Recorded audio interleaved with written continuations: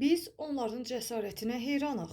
Bu sözləri İrandakı aksiyada iştirak edən etirazçılarla bağlı dünyaca məşhur yazıçı deyib.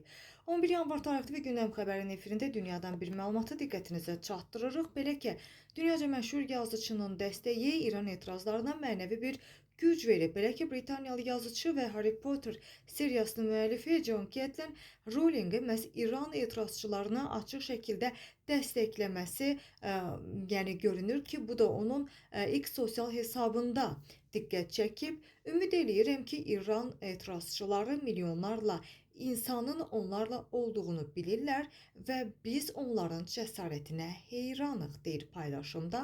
Məhz Rowlingin paylaşımı İranın kütləvi etirazları və təhlükəsizlik qüvvələrinin sərt müdaxiləsi fonunda səslənir və habelə etirazların beynəlxalq səviyyədə diqqət mərkəzində olduğunu və siyasi dairələrdən kənarda geniş mənəvi həmrəylik yaratdığını da göstərmiş olur.